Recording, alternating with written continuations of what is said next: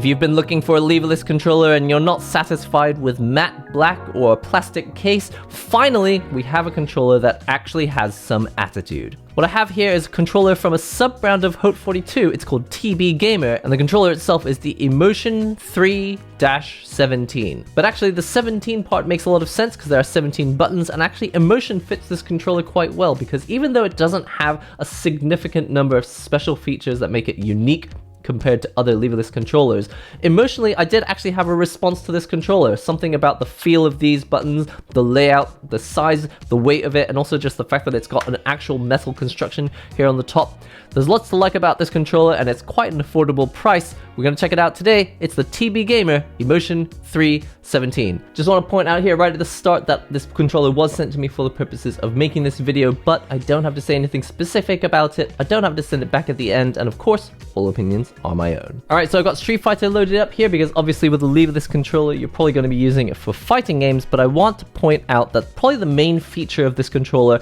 isn't really the special layout. It's not even really these nice buttons or this little screen here. It's just the fact that it has more attitude than most leverless controllers out there. And it's thanks to this metal construction on this top plate here. Now, if you're new to buying leverless controllers, you'll probably find that most of them look kind of boring and wouldn't make for a very good gift. But at this low cost, you get a product that feels a lot more premium than it actually costs to buy. The cost on the website says $69 to $74, so it's somewhere in between there, but it feels more like a controller that costs a little bit more than $100. And again, it's very simple because it's got metal construction, but also they actually committed to a design. This is what it looks like, and it's not like, okay, well, you might want to put some other artwork in here and design it and have it differently. It's like, no, this is the controller. But the real main feature of this controller is the design. So we've got the metal plate on top. As you can see, it's got this swirly beige kind of sand color here. Enjoy the breeze. Don't really know what that means. Sort of pseudo PlayStation branding here with the geometric shapes. And then on the back of the controller, as you can see, it's actually kind of going back to the 90s when we had translucent plastic on so many things like Game Boys, Neo Geo Pocket Colors. So if you're nostalgic like I am, you're going to absolutely love this. The lighting isn't that important. You can kind of see the LEDs through the bottom of the controller, but they don't spill out in a really bright way or anything. Really, the best lighting is just from the front of the controller, and as you can see, they've actually got proper rims around here that show the light incredibly clearly. And that's more than a lot of controllers can say. A lot of controllers, like, yeah, there are LEDs in there, but they're only kind of barely shining through like the gap between the button and the metal surround, but this one actually has surrounds where you're supposed to see the light coming through, so I kind of appreciate that. But the next most really important thing about the looks of this controller is this screen here. This is one of those mini screens that you see in a lot of these controllers, but you can see it's been fitted perfectly in here. It's not kind of like tilted or slightly not showing. It looks like it's actually been fitted in here very carefully, but it also has a very interesting display that I haven't seen on most other leverless controllers, where it actually says what button you've pressed most recently. And that's not just for these action buttons like X, Y, A, B, or right button or right trigger. It also goes for the directions as well. Even if you're using modern controls and not classic controls, you still get to see your movement here every time you press a direction. But that being said, this feature is slightly half-baked because it doesn't actually show you diagonals. The controller has no idea if you're doing a diagonal, if you're doing SOCD. If you do a quarter circle motion like this, all it shows you on the controller is that you pressed down, down, forward, forward, X. So it kind of looks cooler than it actually is. Functionally, it's not that useful. And before we get into the movement, buttons, and performance of this controller in fighting games, I have one more feature I want to show you, and it's the fact that it comes with a tag. This is the first time I've been sent a controller that comes with some kind of luggage tag. I don't know what this is. And I couldn't even really figure out how to install it because it comes with this, it looks like a piece of rubber. You feed this rubber through the metal loop here. You take two of these metal screw holes and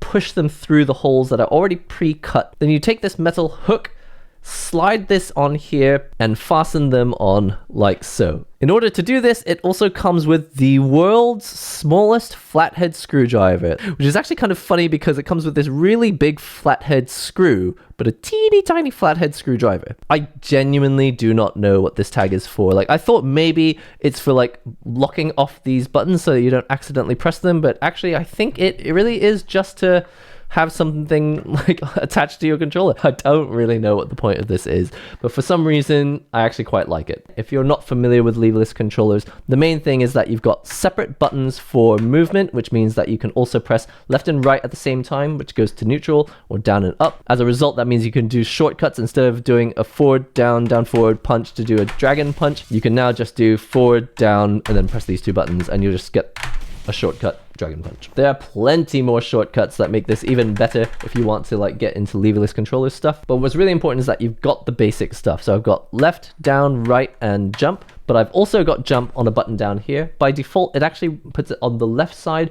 but it's very easy to go into the web config. If you're new to these custom firmware controllers, the TBGamer is actually a little bit different because it uses the same custom firmware, but the interface has been completely customized for this controller, and it's way nicer, a much nicer experience. So I'll show you how to customize stuff later on, but the important stuff is that if you want to play a game with WASD controls, you can do that, and then you could set yourself a separate profile where you have a thumb jump button if you're playing something like 2D fighters, where you might prefer to have that as a control instead. In addition, you also have left stick and right stick. As you can see, I've set my left stick to drive impact, and I've got my right stick to drive rush. I mean parry. If I press forward, forward, and then I press the parry button, it goes straight into my drive rush. That's nice and convenient. And then I also have my action buttons here.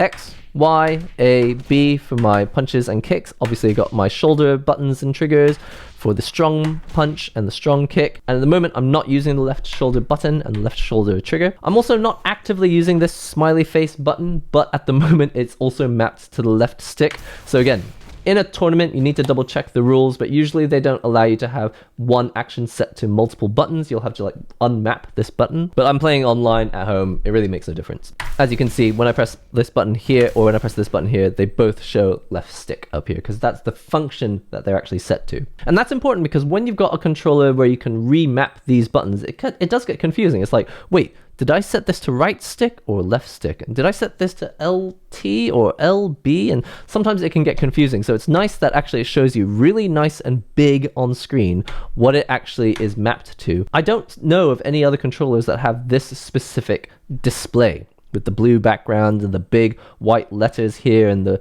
display showing, actually most of them show the display at the bottom, but having these little brackets here, the style of it is nice. I've got my back button here. I can use this to reset the stage. Obviously, I've got start menu, which I can use to pause the game. And to avoid getting yourself disqualified, there is also a tournament lock switch.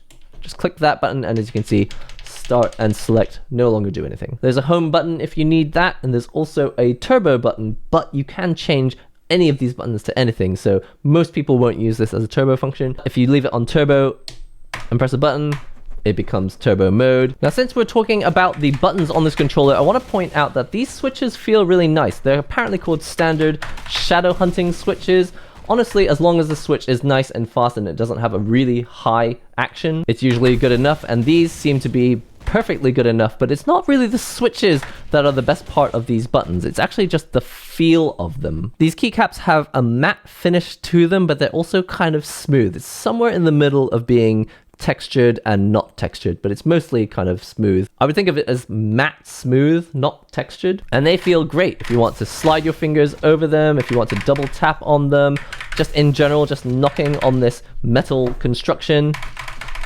Sounds satisfying, feels satisfying. It's really important with a leverless controller that it's got the balance of these things right, because a lot of them have interesting features or new layouts that haven't been shown in other controllers before. But this one is not trying to be a new layout you've never seen before. It's just trying to get the balance right. Does it look cool without any customization on my part?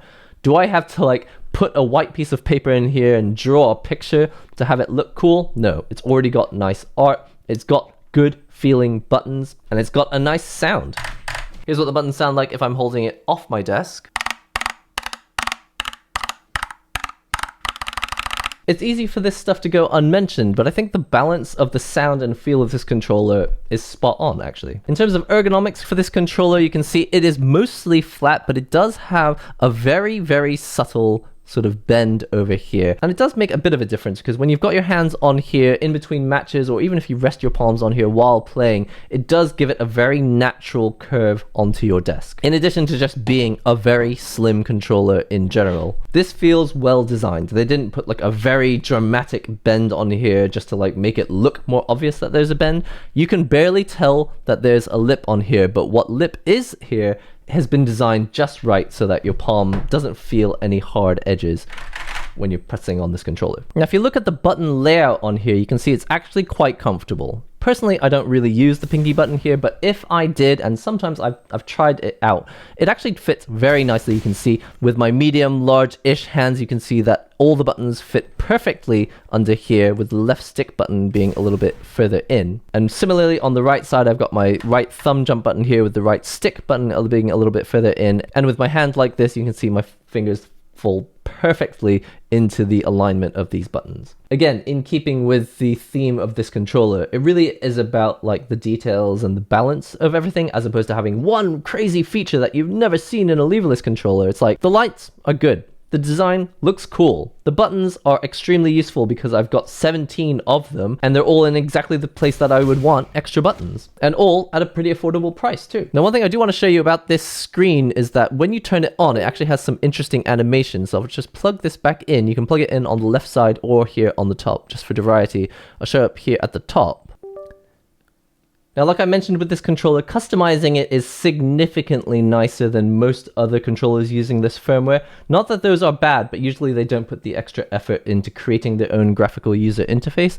For this particular controller, and I don't know if they're doing it for the other Haute controllers as well, they're using something that they're now calling Haute Engine and showing that the model is the Emotion III-17. And all of it is actually graphical. So the first thing you actually see is a graphical image of your controller. The usual interface is just a bunch of text and frames and numbers and drop-down menus. At least on here, it's set up a lot more like a consumer piece of software. I can click on here to go to my lights and change the lights on here. And using the normal shortcuts that you would usually use to change through the different colors, you can see it's now available as a custom setting. If you have a low resolution custom image that you'd like to display on screen, you can also upload it here. But the most important one you're probably looking for is the button settings. And again, because it's graphical, it actually kind of makes sense. Just click on the button. It says that it's set to up. Let's say that I want this to also be set to left stick. Save. Restart your device. And then in the game, instead of a jump button here, I now also have another left stick click. So honestly, I think the common theme for this controller is that everything is kind of finely tuned and balanced in a really good way at quite an affordable price.